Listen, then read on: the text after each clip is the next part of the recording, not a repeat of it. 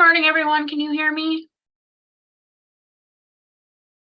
Good afternoon. Yes, we can. It is afternoon. Good morning, good evening, good afternoon, good something. It's been a long day. And then can you see, I'm sharing a screen. It just has, pretty design, says Tech Talks on it. Are you able to see that? Yes. Okay. I'm just going to give it a couple of minutes here while we wait for people to hop on, and then we will get going with our inaugural Tech Talk chat thingy. So it'll just be a couple more minutes and we'll get going, okay? Sounds good.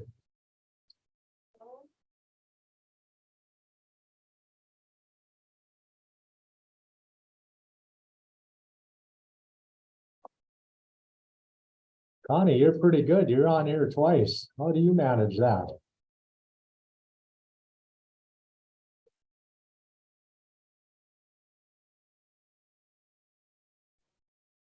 Irv, you need to change your name. All right, fire put out. I'm back. All right, Carmel, can you hear me? I know we were having some Zoom issues yesterday. Okay.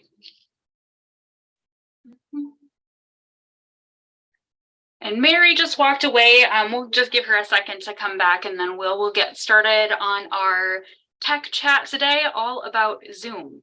So congratulations on the first step, which was getting on Zoom. Yes. Yay. I kind of like this. I think we're going to hook up to Zoom every morning. That way I can see everybody. No, we can do this in Teams. And I'll learn that when you do a Teams overview. Yeah, we are going to be doing Teams too, but you can pretty much do everything that you do in Zoom and Teams. Zoom is just the most popular. Yeah, no, with Teams, what I started doing, Deanne's 130 miles away, and we have, instead of phone calls, we have team calls, and that way you can see each other and you can do a lot of stuff. It works very well. It does indeed. I love video calls when people are spread out, because then you get a chance to see people instead of just hear their voices all the time. Yep. All right. Well, I'm just going to start off with some introductions. We're a pretty small group. I know there's some people that might be joining a little bit later. They have an overlapping meeting. I'm Faith with the Community Action Partnership of North Dakota. I'm the state association specialist here. And I do a lot of things, but the one big goal that I have is to help people get more comfortable with technology. And I've noticed that a lot of people are very uncomfortable across the board. And so these are very relaxed chats. Denise was calling them pep talks, tech pep talks, to answer your questions, to go through a few things, to help you better understand how to use certain pieces of technology. So since we're a small group, I'm just going to go around. I'm going to shout out at the people that I see on the screen in the order that I see them. Irv, you're up first. You want to just tell us who you are and where you're from and what you do? Hey, Irv Bren, director here in Dickinson, Williston area in western North Dakota. And just want to learn more about Zoom. All right. It says Mary and Darlene, if you want to introduce yourself. You're Looks muted, like you're Darlene. still muted. I'm Darlene. Mary is my first name. Oh. And I work here at Dickinson. I've been here since the middle of October. I am at the front desk and I am a case manager assistant, I believe. Holly. Hi, I'm Holly. I'm also in Dickinson, and I'm a client services case manager. Awesome. Carmel, I see you in the middle of my screen here. I'm Carmel. I'm the program director here at CAPND, the association, and I had an epic Zoom fail yesterday, so hopefully that won't happen again. Hey, we're all here to learn, and I have had plenty of epic Zoom fails, so we're good. Connie. Hi, I'm Connie, Hey. and I'm from Community Action Partnership in Dickinson. I'm the executive director and human resources. Awesome, awesome. Darla, I am Darla out of Grand Forks and I am the SSVF case manager. all right. And then Emily, I don't see a camera, but I see your name if you want to introduce yourself.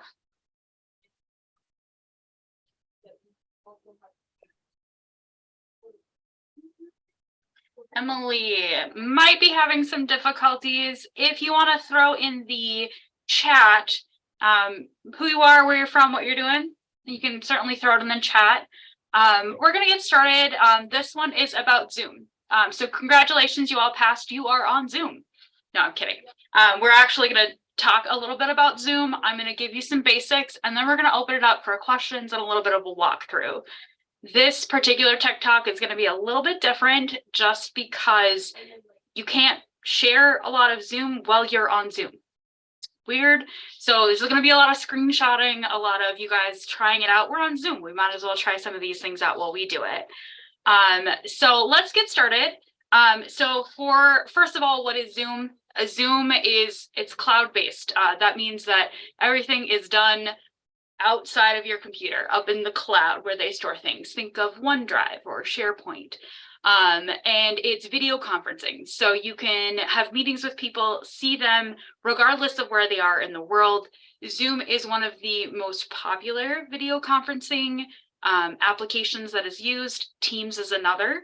And they allow people to create and join virtual meetings, webinars, a variety of things. And so Zoom became extremely popular. I'm sure you can all guess why.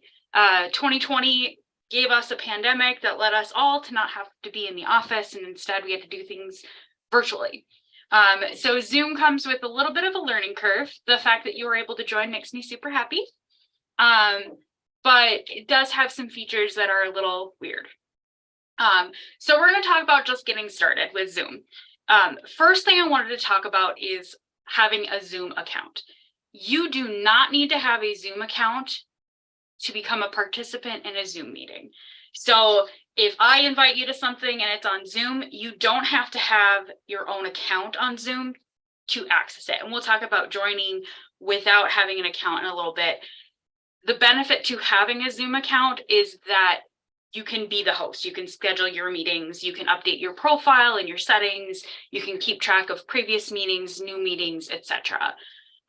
So I usually encourage people, they have a lot of plans, but they have the most basic one is a free account.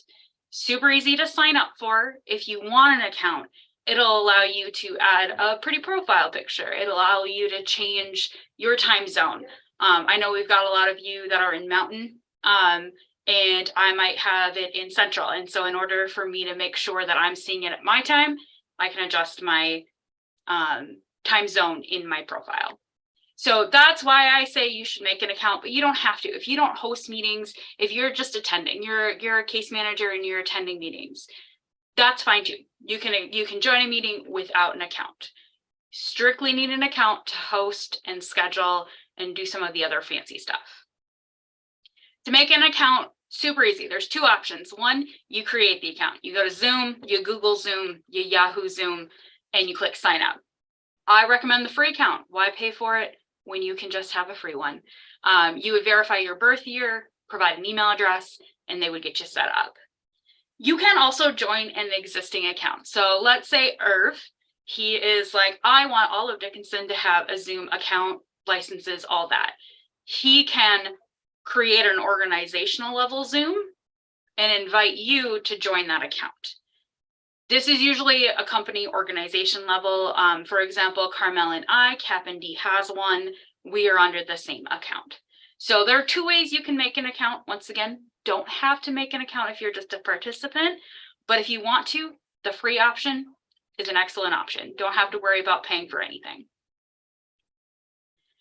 Once you have an account, and I'm just going to go over this briefly, you can log in. It's accessible through any of your computers, your mobile devices, tablets, phones, whatever.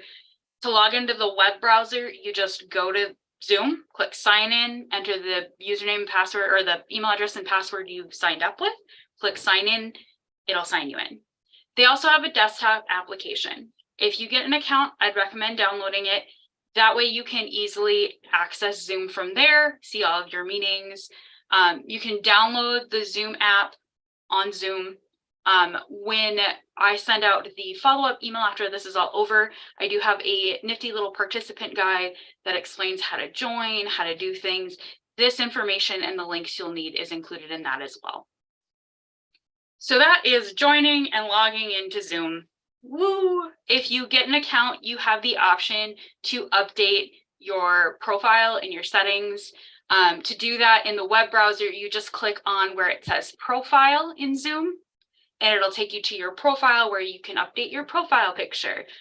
So I'm going to turn off my camera. I don't know if you'll be able, it depends on how you have your view set up, but it'll instead of showing you my video, it'll show you my profile picture. So that is what you would see if I stop, is the profile picture I selected. Can you guys, are you able to see that I have a profile picture? Maybe if I schmoop. Can you guys see that? Yes, I think that's up. Yep. Yep. So that's a benefit to having a profile picture. Otherwise, it'll just display the name that you have listed down. So if you have an account, you can pick out a profile picture. If you're using it for work, try to be professional. Just Zoom etiquette all the way around. Try to be professional. The desktop app looks like this bottom slide down here. Can you guys see that? It has a lot of different features. Mine is connected to my work email, so it tells me when my next meeting is. If it's a Zoom meeting, I can join straight from my Zoom client on the desktop. I can join with the meeting ID, which we'll talk about. I can do a lot of things in that desktop client, but that is the one you would need to download. If you want to update your profile, it's still going to route you up through this profile. So if you click on there and go to my profile, it'll bring you back to the website anyway. So those profiles, settings, accounts, whatever. Let's get back into the profile a little bit. Profile, it's going to allow you, like I said, do profile picture.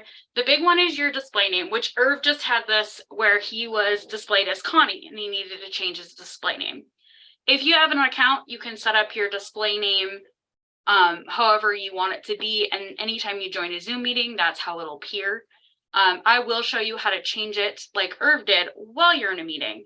But if you don't want to have to do that every time, if you have an account, you can set up what your display name is, along with the company you work for, your job title, if you have a department, things like that. It can be helpful when you are meeting with other organizations, because then they know who you work for and why you're on the call. So those are just things that are beneficial to having an account. You can update it. You can also update your personal settings, how you want the date to appear. If you want your time, I always call it military time because my daddy was in the military, but if you want 12-hour format or 24-hour format, if you want to adjust meeting settings for your own personal meetings, you can do all that through your profile. So we sped through all of that. I will send you some information if you want to join Zoom. I am not sponsored by Zoom. Zoom does not pay me. So if you don't want an account, that's cool. Let's talk about how to join a meeting now, whether you have an account or not. So you all joined. You're here, yay. There are a couple of ways that you can join a Zoom meeting. First, there are meetings and webinars that require pre-registration, and then there are others that don't. For this one, you guys either registered or somebody registered and gave you the link. So for registration, you'll see it a lot with national partnership webinars, paid trainings, things like that, where you will come to a webinar or a meeting registration form. These registration forms are different depending upon the host that set it up. So the national partnership makes it look all cool with a little huggy heart and a bunch of other stuff. Mine is boring because I didn't add anything pretty, but you can add logos and things. But when you go to register for an event, they're going to ask you for specific information. I just wanted to know who you were and the email address to send you things to. They might want to know more. Do you have any credentials? What state do you live in? Your address. So you'll want to fill out that registration with all the required information. And then two things will happen. First, after the registration is approved, a lot of them are automatic. Some of them require a host to approve them. You'll receive a pop-up window that shows you the details of your registration. You can add this to your calendar like this, copy and paste it, or you can save yourself the work. It'll go to your email in an email like the second image, which will also have all the information, and you would just click add to calendar. It is compatible with a lot of different calendars. Most places of business would use an Outlook calendar. That's that ICS. I know it doesn't make any sense. It doesn't say Outlook calendar. It just says add to calendar ICS. You can click on that. Or if you're in the window, you click add to calendar and select your calendar. And that'll just open up an event for you to save into your calendar so you can get reminders. So you can see my pretty face every month. It'll be great.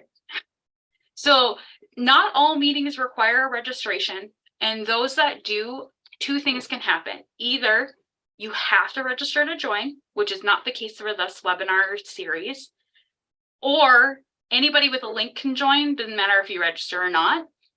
They want registration in my case, so I know how many people I might be expecting and what kind of person I'm going to be curtailing my training to. So that's what registration does. It either allows you to enter the training, or if you're just allowed to enter no matter what, it gives us your information. So registering is super easy. Does anyone have questions about how to register for a meeting or a webinar? About the steps, about where to go?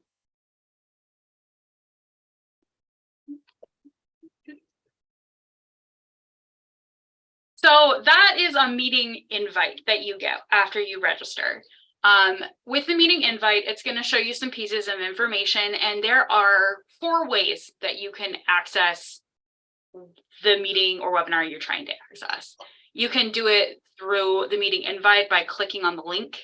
You can do it with just clicking on, like getting a link in an email with a meeting ID and possibly a passcode, or by calling in via telephone. So you don't actually have to be on your computer to do it. So we're going to take a closer look at the Zoom invite or the Zoom information so that you can understand how best to join a meeting. So this should look familiar to most of you. It'll appear a lot of times in a calendar invite that you're sent from a supervisor or for registering for a webinar. Maybe somebody sent it to you in an email and they just copied and pasted it from Zoom like this. And it has a lot of information that people usually skip through and they just click on this link. So this is the link to your specific meeting. Each meeting has what's called a meeting ID. It'll appear in that link. You can see the meeting ID here and here. You can either join that specific meeting by clicking on the link, however you got the link, or you can also join by meeting ID and passcode. So if you have that Zoom client on your computer, I'm going to pull it up here. Can you guys see that Zoom client? Yes, no, maybe? You don't see the Zoom client? Nope. Okay. Well, we're just going to stop sharing that then and see if you can see it now. Can you see it now? We can see the screen with meetings on there. So it says Zoom. Do you see that? Nope. Well, we're going to try to share again. So hello. So this is what happens. Trying to share your screen, something goes wrong. I always say the best thing to do is just stop your share and reshare. Now do you see it? It should have like a time, a date to return to meeting. No, it appeared to come up, but then this other screen with meetings just pops up.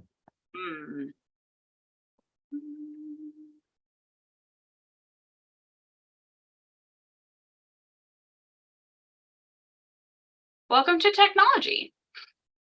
All right, well, we'll just share it a different way. Okay. So there are a couple of ways to share your screen. I might as well talk about it while we're having sharing screen problems. So if you're looking at your Zoom that you're in right now, at the bottom, you're going to see your meeting controls. Do you see your meeting controls? You'll have like mute, stop video. In the middle, there's usually a green button that says share screen. If a host doesn't allow it, you won't see that option. Or if you do see the option and you try to click on it, it won't let you do it. It'll say somebody has to give you permission. So when you click on share screen, it's going to ask you to pick what you're sharing. I'm going to share with you the PowerPoint presentation we were just on. Now I'm sharing with you a screen. I'm not sharing with you just the PowerPoint presentation, but you can share specific applications. Let's say I don't want you looking at my email that accidentally pops up on the screen that I'm sharing. I can say, I just want to share PowerPoint, and you can only see PowerPoint. You're not going to see anything else random that pops up on my screen. It's not going to let me share the client with you, so we're going to use this little image down here. Can you guys see that little mastering the ABCBSGs and my mouse? Yes. Okay. So if you want to join a meeting in this client and you don't have the link to it, you can click this blue join button. You will see this in the application on the desktop. You'll also likely see it if you download the Zoom app on a mobile device. I don't have an example of a mobile device because it's very hard to share your screen on a mobile device, but you would click join and it'll ask you for that meeting ID. So this number right here where it says meeting ID, that ID is specific to the meeting that is scheduled. So this particular one was for our directors meeting yesterday with ND Rent Help. This is that specific meeting ID. So when they put that in, it'll take them to that meeting. If you put in the wrong ID, it is possible it will try to enter you into the wrong meeting or no meeting at all. Let's say it doesn't exist. That is why they started to add the option for two things: for you to require a passcode, which is located in the meeting information. This prevents people from like swatting into your Zoom meeting and doing inappropriate things when they're not supposed to be there. It was a big problem for schools where people would just jump on, do inappropriate things in front of children and jump off again. So they added a passcode that you would need to enter. So you click that blue join button, put in the meeting ID, and it'll ask you for a passcode, and then poof, you're in. Or it'll put you in a waiting room until the host lets you in. I don't know if you've ever chilled in a waiting room before. It feels like there's no one's ever going to let you in. Eventually, someone will let you in. It usually has to be a host, a co-host, or an alternative host. Some sort of host has to let you in. While you're waiting in the waiting room, you won't be able to see anything. It just will tell you that it's waiting to let you in. The other way that you can join, other than a URL or the meeting ID and passcode, is via telephone. Now, telephone, of course, you won't be able to be on video, but you can call in. And Zoom provides a list of local numbers, as you'll see by the dial by your location. It'll provide you a list of local numbers. The list is really long. If you need alternative numbers, it gives you a link to alternative numbers.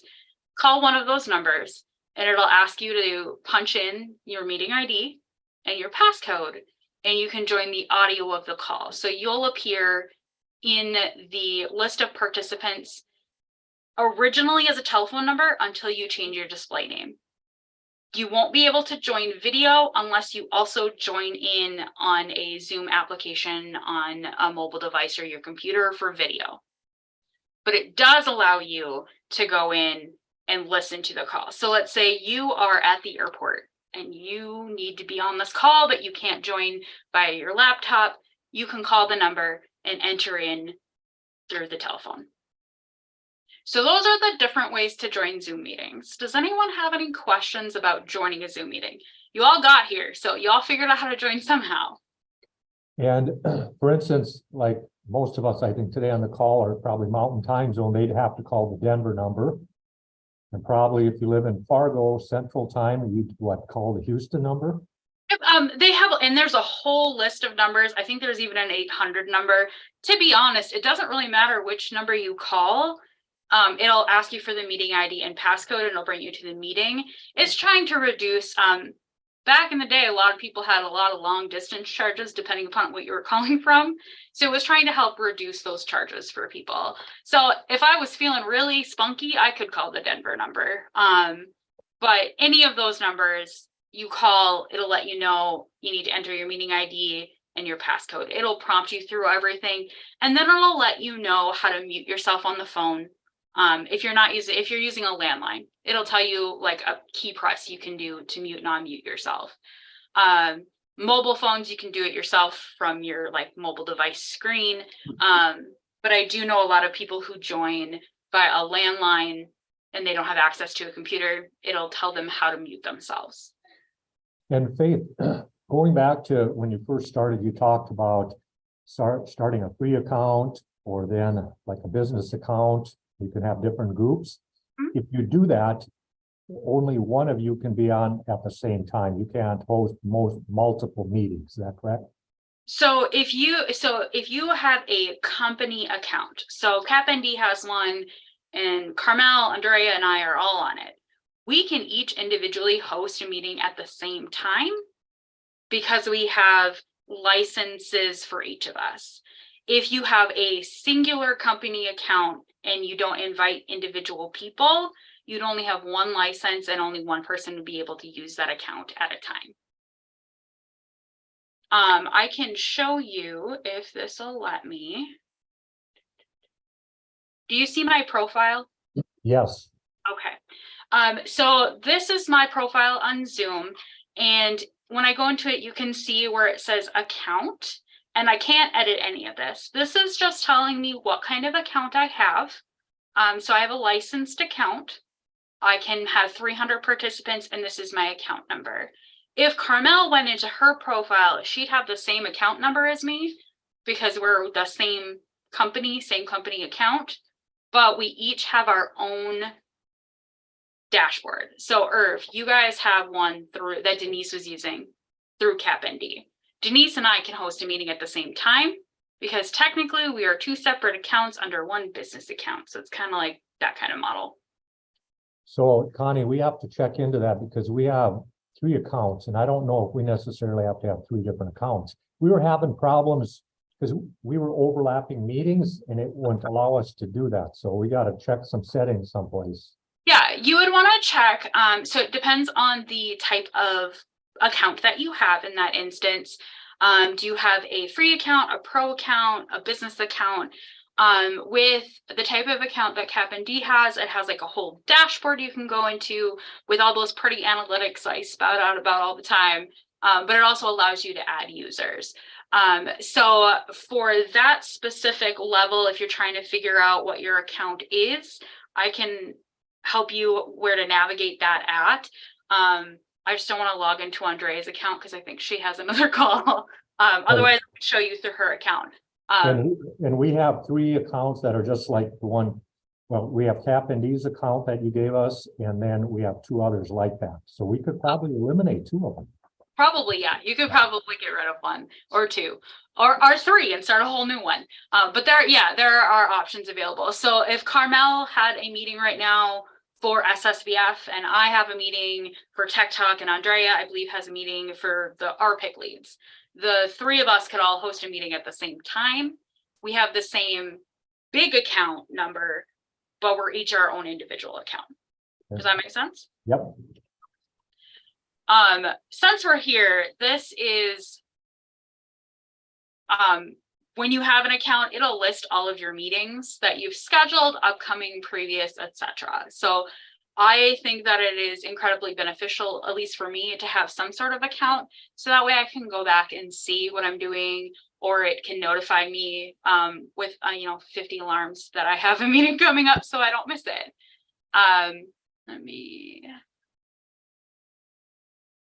So that's how to join a meeting, and that you talked about hosting different meetings. Does anyone have any other questions about joining a meeting, getting into the meeting? Hi, Holly. Faith, so is this gonna be the same meeting ID and passcode for all of your Tech Talks? Yes. So are we gonna get an invite each time there's one coming up, or we just make sure we save this so we have it for the other ones? So what will happen, I set this up as a recurring meeting. For a recurring meeting, what will happen when you add it to your calendar, it should add it all of the instances that it is supposed to be recurring for. So when you registered, you registered for the whole year. There wasn't any way to kind of do it individually without making it really hard for everyone. So I set up 2023 as a one. So it'll be the same meeting ID, same meeting passcode, same meeting URL. And anybody who has that should be able to get in. And if they don't, they need to let me know so that I can contact Zoom because it's supposed to let them. But if you didn't save, for example, it into your calendar, I'll be sending a follow-up email with the Zoom information again, so you can also save it into your calendar then. So if you forgot to save this into your calendar, no big deal. We can resend the confirmation email or we can send the link again, but it's the same link, same passcode each time until we get to 2024. We see if this is a success and then we do it all over again. It'll be great. Thank you. Any other questions about joining a meeting, getting into a meeting? All right, well, we're in the meeting. Yes. So let's talk about being in the meeting. So we were discussing for a little bit, Holly and I and Carmel, when you join a meeting, there are some Zoom meeting etiquette pieces that you should keep in mind. Now, if you're going on to Zoom, my friend and I used to do like Zoom parties when we had COVID and couldn't leave our house. There aren't any rules for personal Zoom, whatever. But if you're in a professional setting, there are a few pieces of etiquette that we like to remind people of. One, if you're not talking and you're in a loud area, please make sure you're muted. So there'll be instances where, let's say I'm at home and my child is home and maybe he was back when he was 5 and he would scream and I would be unmuted. It can interrupt a call. Or if you're eating, what was the other one, Carmel? French braiding hair, taking a nap. I was on a Zoom call with someone laying in bed. If you're going to be doing things that aren't totally professional, you are encouraged to turn off your camera. But if you're in a meeting and we want you engaged, we always say, turn your camera on unless there's a reason for you to have it off. I like to see everybody's faces. Just a list of names is really boring. It defeats the purpose of a video call. The other thing is, remember that sometimes we record these meetings. So this one, of course, is being recorded because I want to make it available to everybody. So if you're doing something that you don't want recorded, don't do it with your camera on. Just pieces of etiquette. So make sure you're muted unless you're talking, and then be unmuted. Have your camera on, be engaged. But if you have things that you need to do, feel free to turn your camera off so that they're not accidentally recorded or it's not distracting to everybody else. So those are just meeting etiquette items. Whenever Andrea is on the call, she always asks everybody to turn on their cameras because Andrea is like me and we like to talk to pictures of people, not your names. So you might have hosts that will remind you at the beginning of each call, turn on your camera, turn on your microphone, whatever you need to do. On the other hand, when you're in a meeting or a webinar, hosts have the option to make it so you can't unmute yourself. You can't talk. You can't turn on your video. It's most commonly seen in webinars because they're giving you a training and they want you to provide feedback in a controlled manner. So they have you do it through the chat, which we'll talk about. So right now I am allowing you guys to mute, unmute, video, whatever. These are the most common questions I get. I can't get my audio to work. I can't get my video to work. So I'm going to walk you through some meeting controls. So you all have that little meeting control bar. You'll see like the mute button on the bottom left, the stop or start video buttons in your meeting controls. Yes, you can use them to mute and unmute, but the little arrow caret guy will provide you with some additional menu options. So if your audio isn't working, for example, I'm talking, you can't hear me, and nobody can hear me. It's obviously a microphone issue. I can click on that little caret to open this menu and I can see what is selected as my microphone. In this particular, oh my gosh, Carmel found the avatars. We'll get to the avatars, but I love it. But the select a microphone.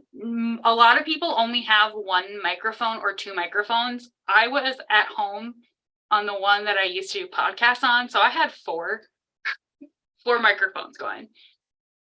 So first you want to make sure, is the microphone I'm using the one that I selected? If it's not, select the one that you want. if you see that it is selected, make sure that your button says that it's unmuted. So there isn't a red slash through it. Same with the speaker. So everybody else can hear me, but Carmel can't. It might be that the speaker she has selected, once again, I had like 4 speaker options. Most people only have 1.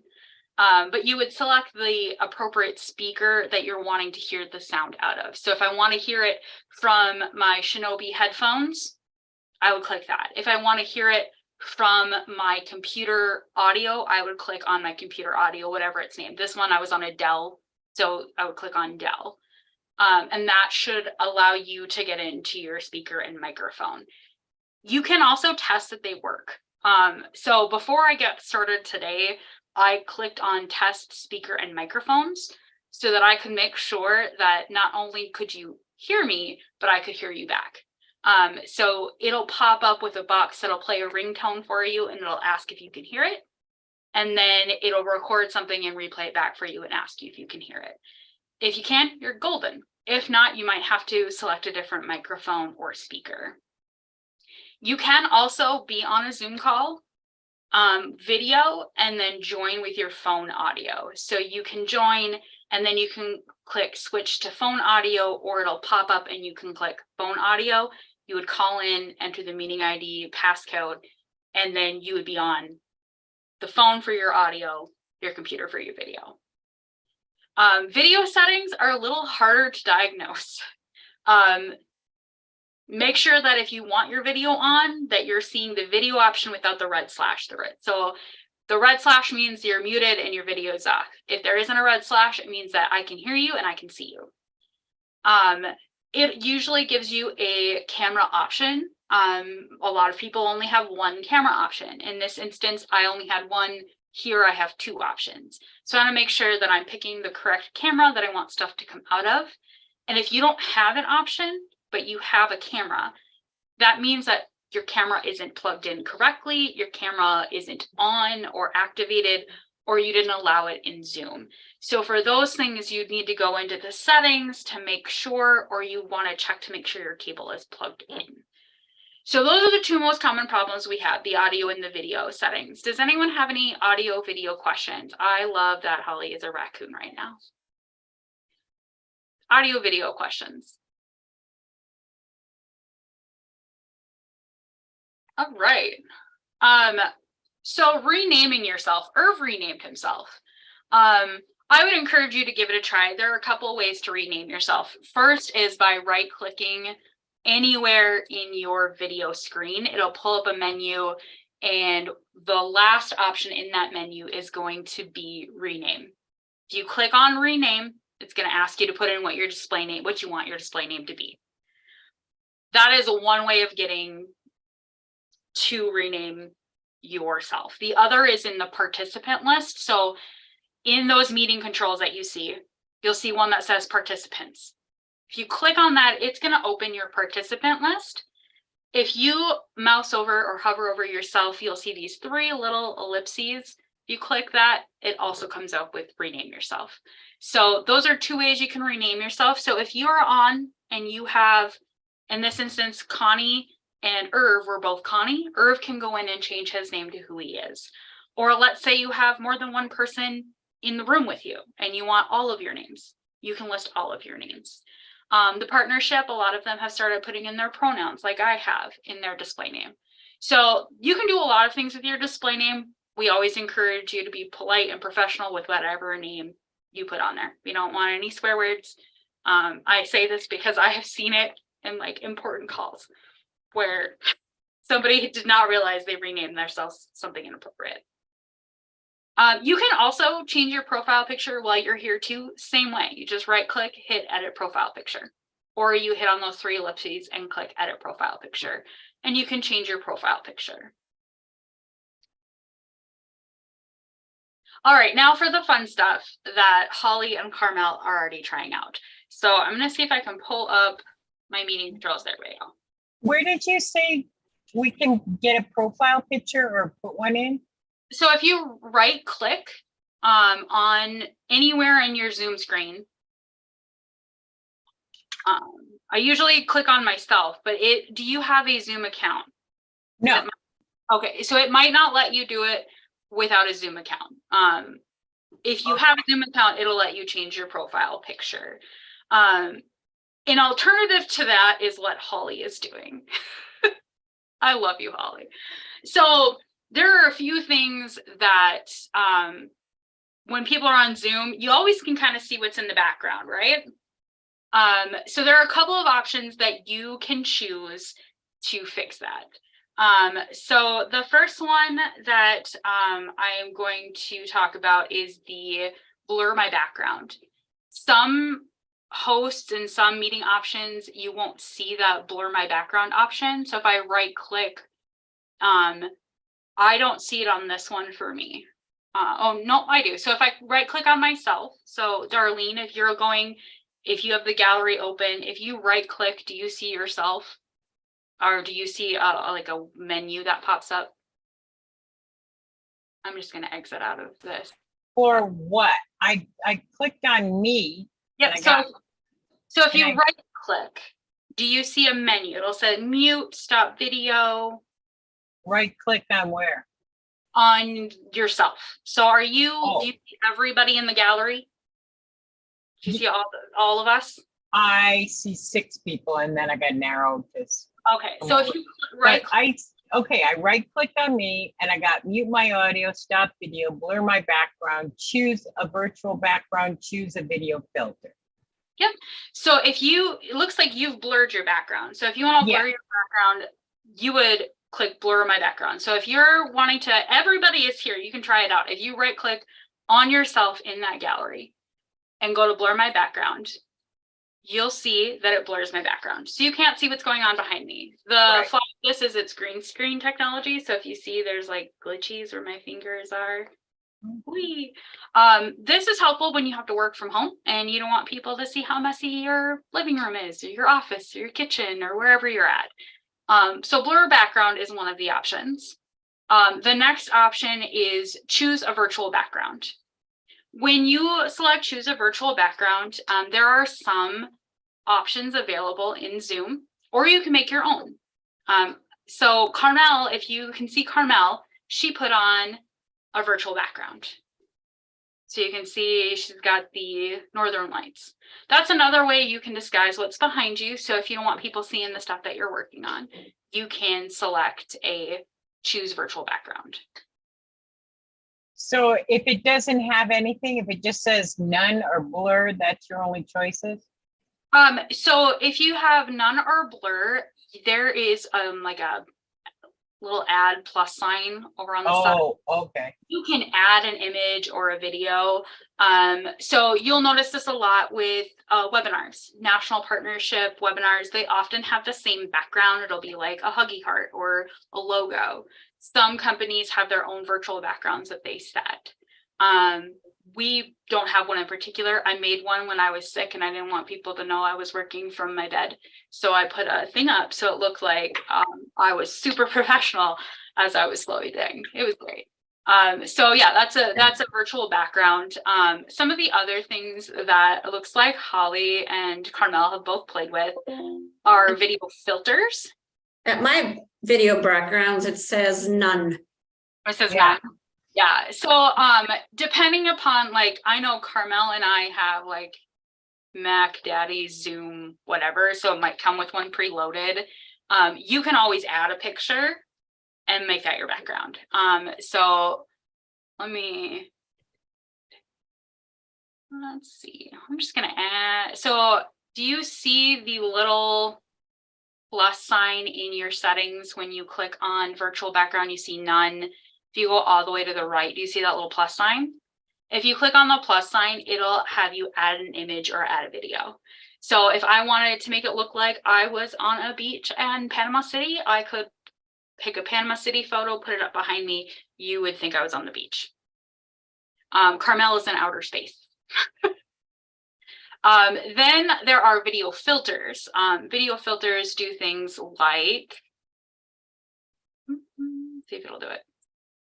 That now I'm in black and white. So if you wanted to be in black and white, you would just right click on yourself, go to choose video filter and see if there are any video filters for you to see. So kind of same menu area do you see, or does it just have none in your video filters? Has none. Has none. Okay.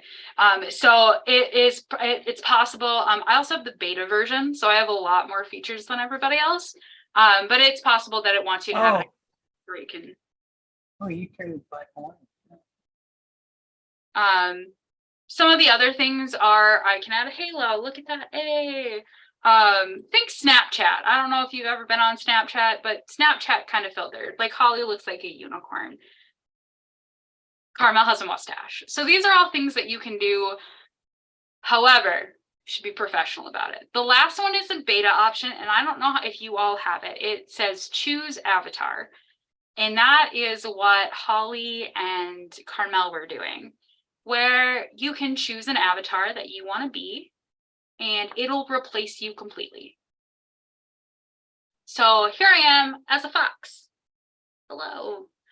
Now there is a caveat with all of this. I'm going to turn this off because I sound ridiculous looking like this. Oh my goodness. When you're doing this kind of thing, don't do it during a meeting. Like they're fun, and blurring your background, adding a filter to make yourself look prettier, that's all cool. But things like avatars or adding like the smiley faces and things can get distracting. So unless, like in this case, I'm asking you to play with your settings and try things out, unless it's a circumstance that calls for you to be goofy, I usually do it at like the beginning or end of a training. I recommend trying to remain as professional as possible. But I wanted to show you that the options are out there. Avatars are in beta, so not everybody has access to them, which I think is a good thing because nobody wants a talking potato as the trainer. So those are backgrounds and effects. You would access them all by right-clicking and selecting the option. If you have any questions about those specifically, it's more of like a fun thing. Like someone just added a photo. Darlene, was that you? Oh, you're muted. You're muted. Yeah, sorry, yes. Well, you can add your own photo. So if Irv was out on his ranch and he had a picture of his ranch and he wanted it behind him, he could put that up there. So those are all options that are available with Zoom. The easiest way to learn how to use it is just to try out all the features, all the fun things. It's really hard to break it. You can leave a meeting on accident. I've done that before. You should join back in.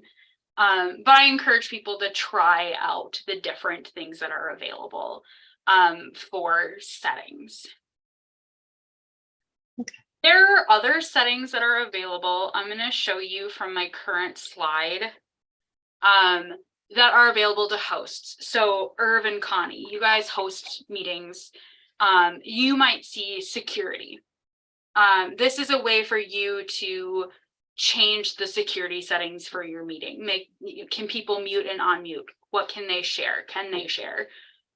This is to prevent people from goofing with your meeting or sharing when they're not supposed to be sharing. It's to help remove distractions, keep your meeting secure. Other things, record. This one's being recorded. Hosts can record a meeting. And it can be saved in their computer, or it can be saved in the cloud. And then in my case, I usually do some video editing to edit out like the wait time at the beginning, and you can post them wherever you want, wherever you can do video files. I usually upload them to YouTube. There are reactions, which is a way to non-verbally talk to your host. One of the reactions that you'll see when you click on reactions is the option to raise your hand. This is really common in meetings where there are more than 50 people. You can raise your hand and it lets us know you have a question. And then when you are done with your question, you can click the button again to unraise your hand. You can also do like Darla did, you can click on one of the reactions. There's like a little party guy who will show up on your screen to the host, or it'll show up in the participant list next to you.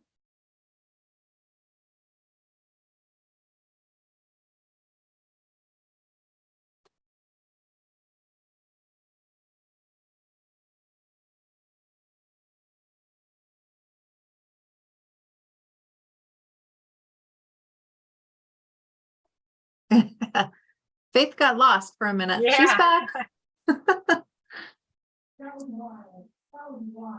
We can't hear you though, Faith. Can you hear me now? Yes. My whole computer, everything shut off. Oh my. So I'm back. But anyway, as I was saying, reactions are a way for you to non-verbally give this information to a host. So do you guys have any questions on the little fun features, the backgrounds, the raising your hand, the non-verbal stuff?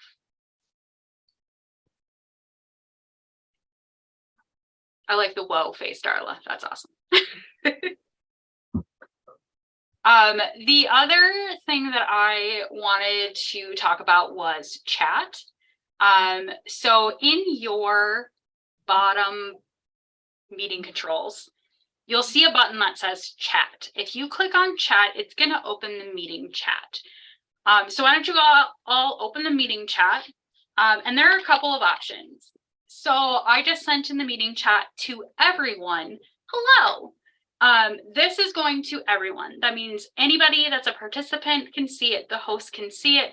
If the host saves the chat, they can go back and see it. So when you're in a meeting and let's say you don't want to interrupt, but you want to ask a question, or you want to make a comment, or you want to interact in some way, the chat is a great option to do that with. So you can go in, you can be like, hey, here's my question, or great input, or in our pick meetings, we make jokes in the chat a lot. So the chat is a great place to communicate with the host and each other and give feedback. It's a wonderful, wonderful thing. You can chat specifically with a person. So at the bottom where you're typing your chat, you're going to see a 2 and then a blue button that says everyone. If you click on the blue everyone, it's going to give you a list of participants. You can select who you want. So in this case, I'm going to pick on Carmel. I'm going to select Carmel. It'll appear her name and then in red direct message. That means that the only 2 people who will see the message that I'm sending to Carmel now are Carmel and I. So even if I save the chat or I download the chat or I'm recording things, nobody but Carmel and I can see this and it won't save. Carmel, did you get my chat?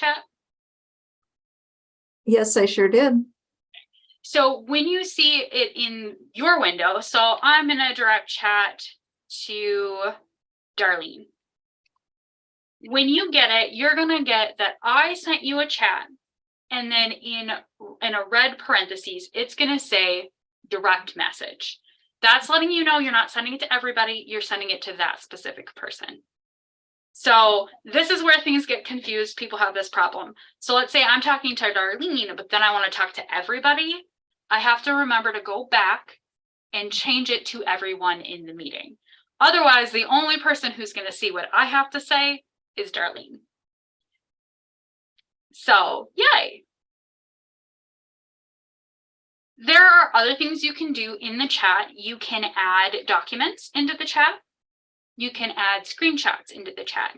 So back where you're typing in your chat, at the bottom of the screen, there are little icons. So they'll be like format. Then you can change if you're typing in bold, italic, your font, whatever. There's a screenshot, so you can post a screenshot in the chat. So I'm going to screenshot and I'm going to post it in the chat.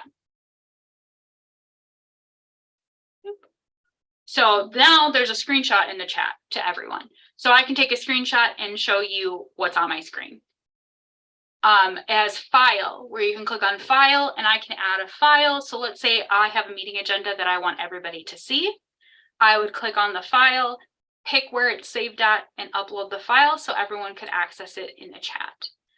They also have emojis just like any other chat. So you can send an emoji to everyone because you think that it's great. So I'm going to send a smiley face in the chat.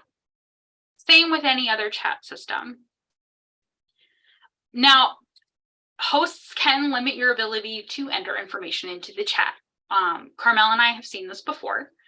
So if you don't have a chat option available and you have like an ask a question feature, it'll function differently. Most of the meetings you'll attend, you'll have a chat because that's how everybody gets to participate. But if the chat doesn't exist, it's because the host turned it off.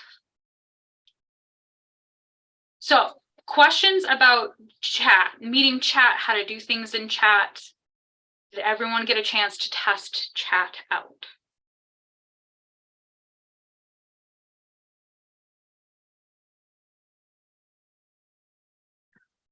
All right, well, then I'm going to move into the last 5 minutes, which is just like questions, comments, concerns that you guys are having with Zoom. So this is a free for all. Let me know what Zoom questions do you have pressing? I guess I was just wondering, Faith, if people know how to forward a meeting link to other people. I don't know if that's something that you want to review. Yeah, so to forward a meeting invite, normally as long as the person who set it up allows for forwarding. So if you're in Outlook, it's as simple as going into the invite and clicking forward. If they have set it up so that you cannot forward an invite, I'm trying to get to a calendar. I don't know if you guys, can you guys see my calendar? Yes. So I'm going to go into my invite. It's slow, so many things, just this one. So I'm going to go in, I'm going to take a look at it, and it will, like, this is my invite, this is mine. So I want to send it somewhere else. Oh, I don't have the option. I have to invite attendees. Normally you can just add the people onto the calendar, or you can forward it like an email. So you can now prevent attendees from forwarding your message. There you go. So it will let you turn off the ability to forward. That is, so let's say you, Carmel, registered for a webinar that costs $500. They might turn that off so you can't forward that invite so somebody else can attend without paying the entrance fee. I usually leave all of my forwarding on so that you can forward this to whoever you feel like. Does that answer your question, Carmel? Yep. Any other questions?